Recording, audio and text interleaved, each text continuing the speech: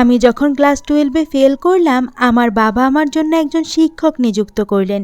তিনি যখন থেকে প্রতি সপ্তাহে আমাকে বাড়িতে পড়াতে আসা শুরু করলেন, তখন থেকেই আমার মায়ের আচরণে পরিবর্তন দেখতে পেলাম, যা আমাকে ভাবিয়ে তুলছিল।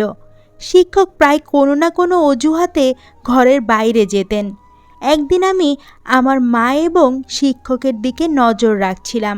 আমার স্যার আমার মায়ের ঘরে ছিল। তারা অনেক হাসাহাসি করে কথা বলছিল। তারপর যা দেখলাম তাতে অবাক হয়ে গেলাম। একদিন যখন মা কাজের জন্য বাইরে গিয়েছিলেন, আমি বাড়িতে তখন একা ছিলাম। আমি টিউশনের জন্য প্রস্তুতি নিচ্ছিলাম। আমি একটি ছোট ফ্রক পরেছিলাম। সেই পোশাকে আমাকে অনেক সুন্দর লাগছিল। আমি আমার স্যারকে মনে মনে ভালোবাসতাম। যখন টিচার টিউশনে এলেন, তিনি আমাকে বারবার দেখতে লাগলেন। আমার শিক্ষক আমাকে পড়াচ্ছিলেন। হঠাৎ তিনি কিছু সময়ের জন্য আমাকে লক্ষ্য করে তাকালেন। তারপর মৃদু হাসি দিয়ে বললেন, তুমি তো অনেক সুন্দর, তোমার মায়ের মতোই ভালো দেখাচ্ছে তোমাকে।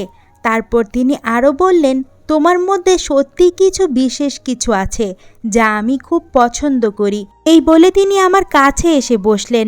আমার নাম পূজা, আমার বয়স 17 বছর। ছোটবেলা থেকে আমি কিছুটা শান্তশিষ্ট ও সুন্দর মেয়ে ছিলাম। গায়ের রং ছিল একদমই ফর্সা। আমার জীবনে এমন কিছু ঘটে যাবে আমি কখনো ভাবিনি, কারণ আমাকে টিউশন পড়াতে আসা স্যারের প্রেমে আমি পড়ে যাই। কিন্তু সেই স্যারের সাথে আমার মায়ের এমন কিছু ঘটে যায় যা আমরা ভাবতেও পারিনি। বন্ধুরা, আজকের গল্পটা অনেক বেশি স্পেশাল। আশা করছি তোমাদের ভালো লাগবে। গল্পটা ভালো লাগলে অবশ্যই ভিডিওটিতে একটা লাইক, শেয়ার এবং চ্যানেলটি সাবস্ক্রাইব করতে ভুলবে না প্লিজ। আমি কলেজে যাওয়ার কথা ছিল, কিন্তু ক্লাস 12-এ গণিতের কারণে আমার পরীক্ষার ফলাফল অনেক খারাপ হয়েছিল। অঙ্কে আমার অনেক দুর্বলতা ছিল, আর তাই আমি সেই বিষয়ে ভালো করতে পারিনি। বাবা কখনো আমার জন্য টাকা দিয়ে সাহায্য করেনি। তার কথা ছিল, তুমি নিজের পরিশ্রম করো, তবেই তুমি কিছু অর্জন করতে পারবে। কিন্তু বাস্তবতা হলো, আমি শুধু এক বিষয়ে খারাপ ফল করেছি এবং আমাকে সে বিষয়টি পুনরায় পরীক্ষায় বসতে হবে। তবে বাবা আমাকে পুরো বার্ষিক পরীক্ষায় আবার বসতে বললেন, মানে সব বিষয়ে আবার শিখে পরীক্ষা দিতে হবে। গণিত বিশেষ করে আমার জন্য ছিল একটি বড় চ্যালেঞ্জ। বাবা এবার একটু কঠোর সিদ্ধান্ত নিলেন। আগে তিনি আমাকে টিউশনে পাঠাতেন এবং আমি কোচিংয়ে ক্লাসে যেতাম। তবে এবার তিনি বললেন, তুমি কোচিংয়ে গিয়ে মনোযোগ দিচ্ছ না, তাই এবার তোমার জন্য বাড়িতে একজন বিশেষ শিক্ষক লাগবে। তিনি শুধুমাত্র গণিত পড়াবেন। বাবার এই সিদ্ধান্ত আমার খুব ভালো লাগেনি, তবে আমি কিছু বলতে পারিনি। মা সবসময় বাবার সামনে কোনো কিছু বলতে ভয় পেতেন। তারপর নতুন শিক্ষককে সাহায্য নিয়ে আমি আবার মন দিয়ে পড়াশোনা শুরু করলাম। বিশেষ করে গণিতের প্রতি আমার মনোযোগ আরও বাড়ানোর চেষ্টা করলাম। আমি বাবার সিদ্ধান্তকে সঠিক মনে করতে লাগলাম। কয়েকদিনের মধ্যে আমার পড়াশোনা ও টিউশন শুরু হলো। এটি ছিল টিউশনের প্রথম দিন। স্কুল থেকে দুপুর 12টার দিকে বাড়ি ফিরলাম এবং মা আমাকে বললেন 1টার মধ্যে সব কিছু গুছিয়ে নিতে, কারণ 2টায় আমার টিউশন শিক্ষক আসবেন। সেই দিন প্রথমবার আমি শিক্ষকের সাথে দেখা করলাম। তিনি প্রায় 30 বছরের কম বয়সী একজন যুবক। মা তাকে একটু জল দিলেন এবং তিনি জল পান করার সময় কিছুটা লজ্জিত মনে হচ্ছিলেন। সম্ভবত আমি তার প্রথম ছাত্রী ছিলাম। আমি চাইছিলাম যে আমি গণিত ভালোভাবে শিখি। প্রথম দিন শিক্ষক খুব বেশি চাপ দেননি, তাই আমি একটু স্বস্তি পেলাম। তবে শিক্ষককে দেখে মনে হচ্ছিল তিনি খুবই পেশাদার এবং কিছুটা লাজুক প্রকৃতির মানুষ ছিলেন। কিছুদিন ভালোভাবেই কাটলো। আমার শিক্ষক আমাকে খুব ভালোভাবে পড়াচ্ছিলেন, কিন্তু গণিত এখনও আমার কাছে খুবই কঠিন একটা সাবজেক্ট। টিউশনের মধ্যে মাঝে মাঝে আমি ঘুমিয়ে পড়তে শুরু করলাম। যখন শিক্ষক পানির জন্য ঘর থেকে বের হতেন, তখন হঠাৎ করে আমার ঘুম চলে আসতো এবং আমি 1 থেকে 2 ঘন্টা ঘুমিয়ে থাকতাম। শিক্ষক কখনোই আমার এই বিষয়ে কিছু বলেননি বা মার কাছে অভিযোগও করেননি। আমি বুঝতে পারছিলাম না যে শিক্ষক সত্যিই ভালো, কিন্তু আমার ঘুমানোর পর অন্য জায়গায় কিছু ঘটছিল যা আমার অজানাই ছিল। মা এবং শিক্ষকের মধ্যে কিছু চলছে, কিন্তু তাতে আমার দৃষ্টি পড়ছিল না। আমি কিছুই বুঝতে পারছিলাম না। আমার চোখের আড়ালে কিছু একটা ঘটছিল। একদিন টিউশন চলাকালীন হঠাৎ করে আমার কাশি হতে লাগলো এবং তা বন্ধ হতে চাইছিল না। আমার কাশি করতে দেখে শিক্ষক আবার পিঠে হাত দিলেন। কাশির শব্দ মায়ের কানে পৌঁছালে তিনি তাড়াতাড়ি জল নিয়ে এলেন। সেই সময় আমি শিক্ষকের ওপর নজর রেখেছিলাম। মায়ের হাত থেকে পানির গ্লাস যখন শিক্ষক নিলেন তখন তাদের হাত একসাথে লাগার মতো হলো। এটি দেখে একটু অস্বস্তি অনুভব করলাম এবং কেন জানি মায়ের উপর রাগ হচ্ছিল। তখন আমার মনে কি চলছে তা আমি নিজেই বুঝতে পারছিলাম না। পরবর্তীতে শিক্ষক আমাকে নিজের হাত দিয়ে পানি দিলেন। তিনি আমার কাছাকাছি এসেছিলেন এবং আমার মধ্যে এক অদ্ভুত অনুভূতি শুরু হলো। এই অনুভূতিগুলো কি তা আমি জানি না। সে সময় আমি এটি ঠিকভাবে বুঝতেও পারিনি। পরের দিন স্কুলে গিয়ে বিরতির সময় আমার দেখা হয় আমার বন্ধু তানিয়ার সঙ্গে। তানিয়া আমার পুরনো বন্ধু এবং আমরা দুজনেই ক্লাস 12 পর্যন্ত একসাথে পড়েছি। সে আমার মতো ফেল করেনি, তাই কলেজে ভর্তি হয়েছে। সেই দিন আমি তানিয়াকে একটি ছেলের সাথে দেখলাম। আমি জিজ্ঞাসা করলাম, তুমি সবসময় এই ছেলের সাথে সময় কাটাও কেন?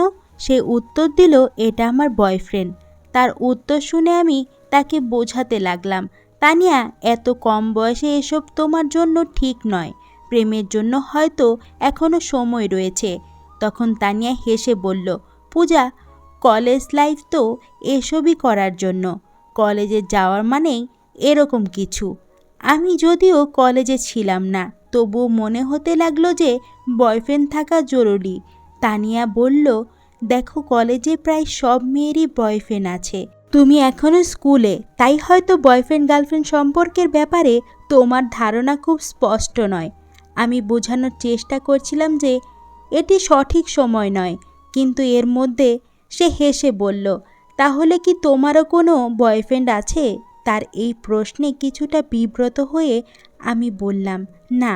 আমার কিছুটা দৃঢ়তা দেখে তানিয়া বলল, পূজা, তুমি ক্লাস 12-এ পড়ছো বটে, কিন্তু তা বলে তোমার বয়স তো আমার সমান। যদি তোমারও কারো সাথে বন্ধুত্ব করার ইচ্ছা থাকে তাহলে মনে রাখবে, এটা শুধু কলেজের জন্য নয়। যদি কাউকে ভালো লাগে তবে তার সাথে কিছু সময় কাটাতে ভয় পাবে না। তানিয়ার কথাগুলো আমাকে ভাবাতে লাগলো। মনে হলো যদিও আমি কলেজে নেই, তবু আমার বয়স এমন যে আমি এসব অভিজ্ঞতা নিতে পারি। সে এখন বলল, যদি তোমার কারো সাথে বন্ধুত্ব করতে হয় তাহলে আমি তোমাকে আমার বয়ফ্রেন্ডের এক বন্ধুর সাথে পরিচয় করিয়ে দিতে পারি। আমি সঙ্গে সঙ্গে জানিয়ে দিলাম, না, আমি সেই জন্য প্রস্তুত নই, কারণ আমার বয়সের ছেলেদের প্রতি আমার বিশেষ আগ্রহ ছিল না। গত কিছুদিন ধরে আমার নজর কেবল আমার টিউশনের টিচারের প্রতি ছিল। কখনো কখনো অনিচ্ছাকৃতভাবে টিচারের হাত আমাকে স্পর্শ করলে এক ধরনের অনুভূতি আমার মনে জেগে উঠত। তানিয়ার সাথে কথা বলে আমি বুঝতে পারলাম, যখন কাউকে ভালোবাসতে হয় তখন এ ধরনের অনুভূতি হতে পারে। এখন আমি বুঝতে পারলাম আমার টিউশন টিচারের প্রতি আমার ভালো লাগা কাজ করছে। আমি সিদ্ধান্ত নিয়েছিলাম শীঘ্রই আমি আমার অনুভূতি আমার টিচারের সাথে শেয়ার করব।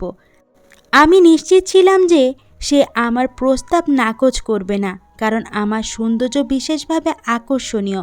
সেই দিন যখন আমি স্কুল থেকে বাড়ি ফিরলাম, মায়ের কিছু বলার আগেই আমি টিউশনে যাওয়ার জন্য প্রস্তুত হয়ে গেলাম। আমাকে তাড়াতাড়ি প্রস্তুত হতে দেখে মা আমাকে প্রশংসা করে বলল, আজ তো তুমি দারুণ প্রস্তুতি নিয়ে এসেছো। মা জানতেন না আমি কেন এত তাড়াহুড়া করছিলাম। কিছুক্ষণ পরে টিচার যখন আমার বাড়িতে এলেন, আমি শুধু তার দিকে তাকিয়েছিলাম। যখন স্যার আমাকে পড়াচ্ছিলেন তখন আমার মনে পড়ার দিক ছিল না, বরং আমি তার দিকে মনোযোগী ছিলাম। হঠাৎ তার দৃষ্টি আমার দিকে পড়লে আমি তৎক্ষণাৎ অন্য দিকে তাকিয়ে গেলাম। টিচার বললেন, আমি একটু পানি পান করতে চাচ্ছি, তুমি এই প্রশ্নটা সমাধান করো। আমি মাথা নেড়ে সম্মতি জানালাম, কিন্তু আমার মন পড়ার উপর ছিল না, বরং আমার ক্রাশের দিকে ছিল।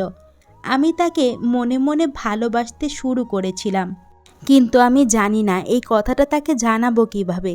কিছু সময় পর আমি আবার বিশ্রাম নিতে যাচ্ছিলাম।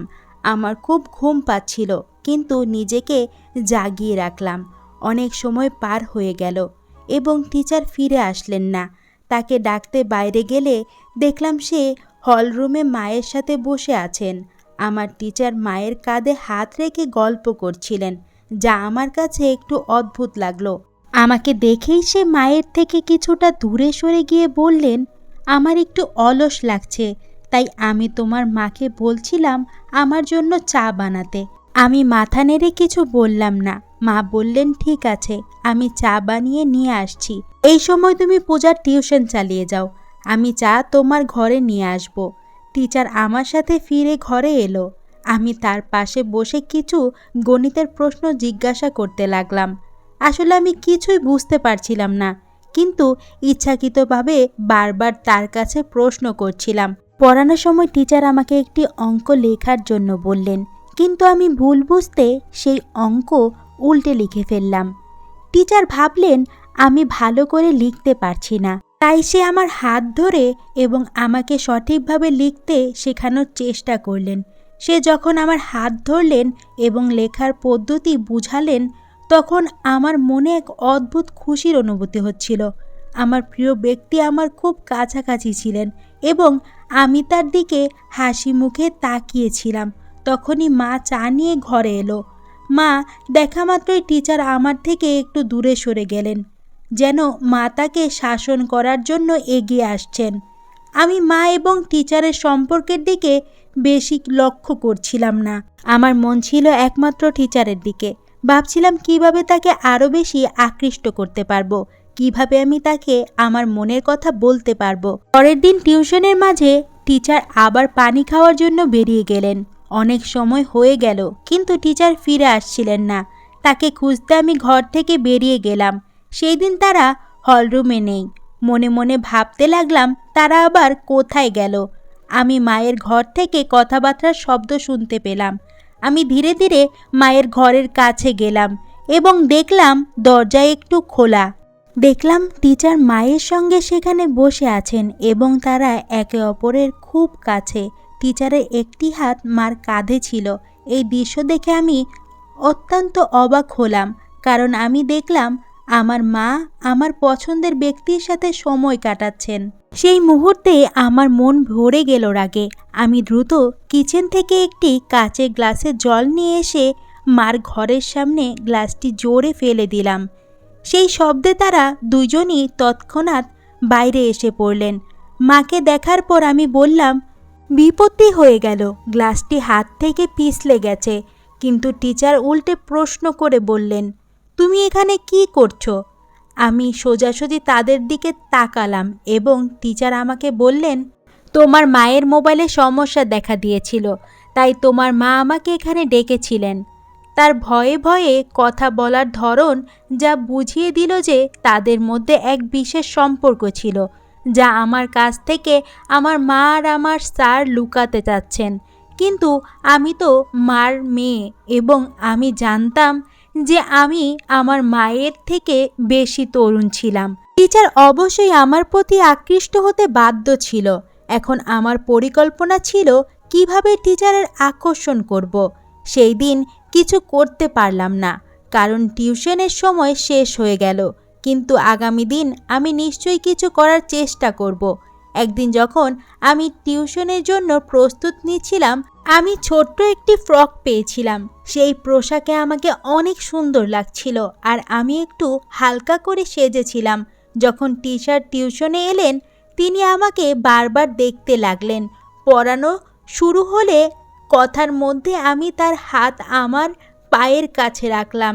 এরপর বেশ কিছু সময় ধরে টিচার তার হাত আমার পায়ের কাছ থেকে সরালেন না। এতে বুঝতে পারলাম যে তিনি অক্রম আমার প্রতি আকৃষ্ট হচ্ছে। সেই দিন সময় কেটে গেল, কিন্তু প্রতিদিনের মতো টিচার পানি খেতে বা অন্য কোনো কারণে ঘর থেকে বেরিয়ে যায়নি, বরং তিনি আমাকে হাত ধরে পড়াতে লাগলেন এবং মাঝে মধ্যে আমার দিকে তাকাচ্ছিলেন। এটি আমার কাছে খুব ভালো লাগছিল। হঠাৎ করে মা এসে যান। যখন তিনি দেখলেন টিচার আমার হাত ধরে পড়াচ্ছেন, তার চোখ বড় হয়ে গেল। মা চায়ের প্রসঙ্গে টিচারকে সেই ঘর থেকে বাইরে নিয়ে গেলেন। আমি স্বভাবগতই টিচারের পেছনে চলে গেলাম। টিচার সরাসরি মায়ের ঘরে না গিয়ে বাইরে হলের একটি কোণে বসে থাকলেন। মা আমাকে কিচেনে নিয়ে গেলেন। গভীরভাবে বলতে লাগলেন, তুই আর এখন ছোট নেই। এভাবে অচেনা মানুষের সামনে ছোট পোশাক পরে ঘুরে বেড়াতে তোর কিছু মনে হয় না? তিনি বললেন, এটি আমার প্রথম এবং শেষ সতর্কতা। মায়ের গভীর মুখের দিকে তাকিয়ে আমার মনে হলো তিনি সত্যিই চিন্তিত। আমি চেষ্টা করছিলাম যেন তিনি সতী সাবিত্রী যেভাবে থাকছেন, কিন্তু তার বিয়ে হয়ে গেলেও তিনি একজন যুবকের সাথে সময় কাটাচ্ছে। আমি তখন এমন পোশাক পরেছিলাম যা মায়ের কাছে অশালীন লেগেছে। যখন আমি কিছু বলতে যাচ্ছিলাম ঠিক তখনই বাইরে থেকে বাবা ডাকলেন। সেদিন বাবা আগে বাড়ি এসেছিলেন। বাবার ডাক শোনার পর মা এক গ্লাস জল নিয়ে বাইরে চলে গেল। সেদিন রাতের ঘটনাগুলি আর কেউ জানতো না। ঘুমানোর আগে আমি মায়ের কাছে ক্ষমা চাইলাম এবং বললাম, মা, আমি ভবিষ্যতে স্যারের সামনে এমন কিছু করব না। পরের দিন টিউশনের সময় আসার আগে মা বাজারে যাওয়ার জন্য বেরিয়ে গেলেন। আমি রাতের ক্ষমা চাওয়ার মাধ্যমে মায়ের বিশ্বাস অর্জন করতে চেয়েছিলাম যে আমি আর স্যারের সামনে এমন আচরণ করব না। সাধারণত রবিবার বাজার হয় এবং মা সব সময় বাজারে যেতেন। আমি ভাবলাম, যদি মা আমার এবং স্যারের মধ্যে কিছু সন্দেহ করেন তবে তিনি বাজারে যাবেন না। তাই আমি আগে থেকেই তাকে সঠিকভাবে বোঝানোর চেষ্টা করলাম যাতে তার মনে সন্দেহ দূর হয় আর যেন বাজারে চলে যান। মা বাজারে চলে যাওয়ার পর আমি এবং স্যার বাড়িতে একা ছিলাম। তখন অচিরেই টিচার আমার হাত ধরে আমাকে গণিত পড়াতে শুরু করলেন। তিনি বললেন, আমি জানি তুমি ইচ্ছে করে গণিতে ভুল লিখছিলে যাতে আমি তোমার হাত ধরতে পারি। তার কথা শুনে আমি হাসতে লাগলাম।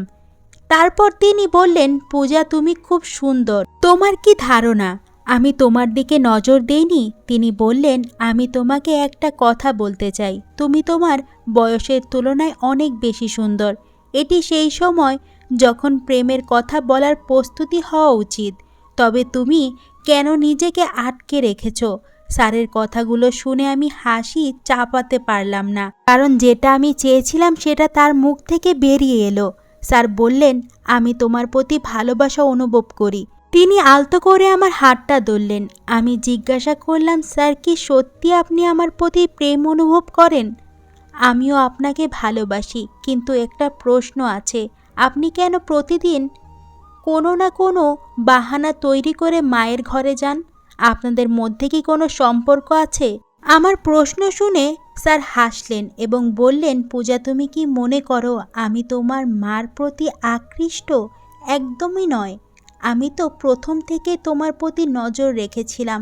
আমি দেখতে পেরেছিলাম যে তুমি আমাকে ভালোবাসো কিনা, কিন্তু তোমার মায়ের কারণে আমি আমাদের সম্পর্কটি গোপন রাখতে চেয়েছিলাম যাতে তিনি সন্দেহ না করেন। আমি ভয় পেয়েছিলাম যে যদি আমি তোমার সামনে আমার অনুভূতি প্রকাশ করি তাহলে হয়তো তুমি ভয় পাবে। এই জন্যই আমি কোনো কিছু বলিনি। পরে ধীরে ধীরে তিনি আমার কাছে আসতে শুরু করলেন এবং আমাদের মধ্যে প্রেমের সম্পর্ক গড়ে উঠতে থাকে। হঠাৎ করে আমার ঘরের দরজা জোরে খুলে যায় এবং সেখানে মা চলে আসেন। তাকে দেখে আমি একটু অবাক হলাম, কিন্তু একই সঙ্গে জানতাম যে আমি কোনো ভুল করছি না। আমি শুধু একজন বন্ধুর সাথে সময় কাটাচ্ছি।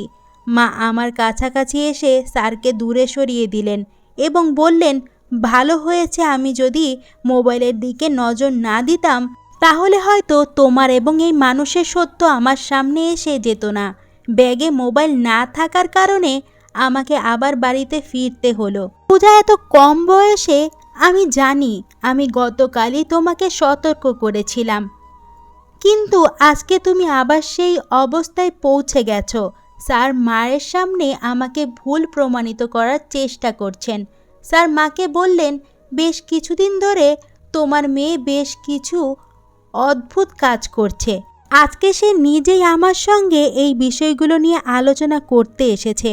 মাকে বলতে দেখার পর আমি বাধা দিলাম এবং বললাম, মা, এই লোকটির কথায় বিশ্বাস করো না। আমি তোমার শপিং ব্যাগ থেকে তোমার মোবাইল বের করে রেখেছিলাম যাতে তুমি অর্ধেক পথে ফিরে এসো সত্যটা জানতে পারো। এটি আমি ইচ্ছাকৃতভাবে করেছি যাতে তুমি বুঝতে পারো এই ব্যক্তির আসল চেহারা কি। আমি বললাম, এই টিউশন শিক্ষক আমাদের বাড়ির 2 মহিলার সঙ্গে এক ধরনের অসৎ ব্যবহার করছে। তুমি তার প্রেমে পড়তে পারো কিন্তু আমি না।